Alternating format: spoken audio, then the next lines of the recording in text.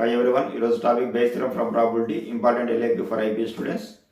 డైరెక్ట్గా మనకు state and prove the Bayes theorem అని అడుగుతాడు, లేదంటే స్టేట్మెంట్ ఇచ్చేసి ప్రూఫ్ అడుగుతాడు.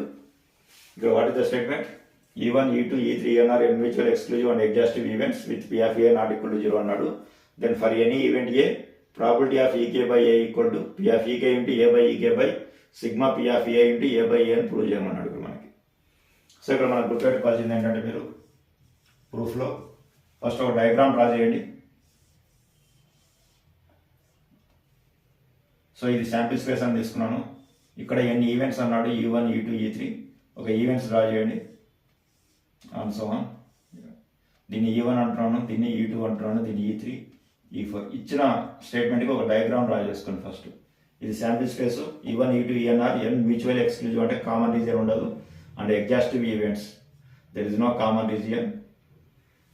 సో మ్యూచువల్ ఎక్స్క్లూజివ్ అంటే కామన్ రీజియన్ ఉంటే, ఎగ్జాస్టివ్ అంటే మనకి E1, E2, E3, E4ని కలిపితే మనకు శాంపిల్ స్పేస్ రావాలి. ఇది ఒకటి. నెక్స్ట్ ఏమి ఇచ్చాడు నీకు? ఏ ఈజ్ ఎనీ ఆర్బిటరీ ఈవెంట్ అన్నాడు. సో వీటిలో ఒక ఆర్బిటరీ ఈవెంట్ E1లో కొంత, E2లో కొంత తీసుకుని ఒక ఆర్బిటరీ ఈవెంట్ ఫామ్ చేయండి, ఏ ఫామ్ చేయండి. ఇది sample space E1, E2, EN. ఇది ఏని మనం ఆర్బిటరీ ఈవెంట్ అంటాం. సో ఇక్కడ మీనింగ్ ఏంటంటే, ఎగ్జాస్టివ్ ఈవెంట్స్ అంటే E1, E2 యూనియన్, వీటన్నిటిని యూనియన్ చేస్తే మనకు ఎస్కి ఈక్వల్ అవ్వాలి. కాబట్టి ఫస్ట్ స్టేట్మెంట్ రాయండి. గివెన్ ఏమి ఇచ్చాడు మనకి? E1, E2 and so on EN are n mutually and exhaustive event and exhaustive events అని ఇచ్చాడు. సో ఇక్కడ మీనింగ్ ఏంటి? ఎగ్జాస్టివ్ అంటే ఈక్వల్ టు శాంపిల్ స్పేస్. ఇవన్నీ యాడ్ చేయాలి. అంటే E1 union, E2 union and so on union EN చేస్తే ఎంత రావాలి మీకు? శాంపిల్ స్పేస్కి ఈక్వల్ అవ్వాలి. సో దీని మొత్తాన్ని మనం ఏం చేస్తున్నాం అంటే, సింపుల్గా equal to 1 to n into EI రాస్తున్నాం షార్ట్ ఫామ్లో. ఈక్వల్ టు ఎస్ అని రాశాను. ఇక్కడ ఏ అనేది ఏంటి? ఆర్బిటరీ ఈవెంట్ అన్నాడు. Let capital AB any arbitrary event. Any arbitrary event అంటే మీనింగ్ ఏంటి? A is subset of S అని. A is subset of S. So A is subset of S అంటే మనకు వచ్చేది ఏంటి? ఇప్పుడు ఏ ఇంటర్సెక్షన్ ఎస్ చేసామనుకో ఏమొస్తుంది? ఇది ఒకటి గుర్తుపెట్టుకోండి. ఏ సబ్సెట్ ఎస్ అంటే మీనింగ్ ఏంటి? ఇఫ్ ఏ ఇంటర్సెక్షన్ ఎస్ అయితే ఏమొస్తుంది? మనకు ఏను ఎస్ని ఇంటర్సెక్షన్ చేస్తే మళ్ళీ మనకి ఏనే వస్తుంది. ఇది A intersection S equal to A అవుతుంది. Apply probability on both side. Apply probability on both sides. On both sides ఏమొస్తున్నప్పుడు మనకి దీని రైట్ సైడ్ రాస్తున్నాను. Probability of A intersection S equal to P of A వస్తుంది. అంటే ఇక్కడ P of A equal to probability of A intersection S నేను రాయొచ్చు మనం. ఫ్రమ్ 1 అనుకోండి. ఫ్రమ్ 1 ఎస్ ప్లస్ మనం ఏం రాయొచ్చు? Union I equal to 1 to n into EA అని రాయొచ్చు. సో ఇక్కడ యూనియన్ మనం బయటికి తీసుకొస్తే ఏమవుతుంది? Union take out side.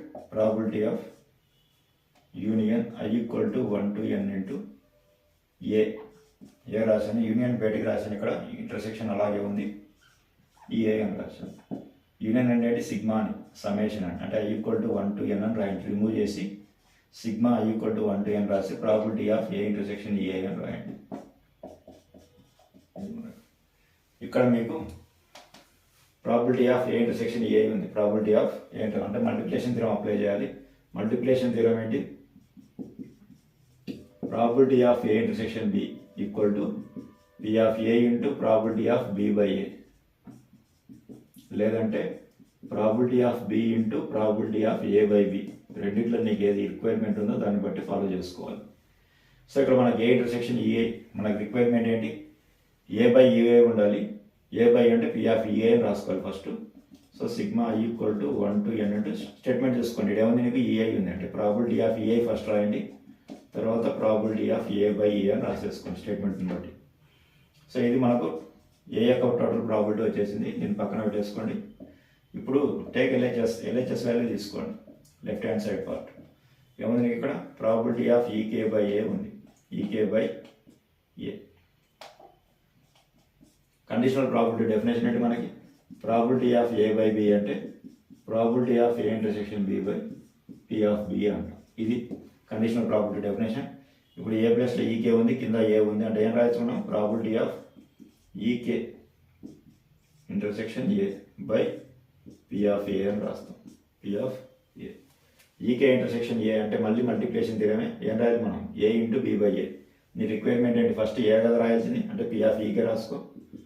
Probability of EK into probability of A by B అంటే ఏ బై ఈకే. కింద ఏం రాస్తాం? Total probability P of EA. P of A అంటే మీనింగ్ ఏంటి? Sigma I equal to 1 to n into probability of A into probability of A by A. This is RHS. Right?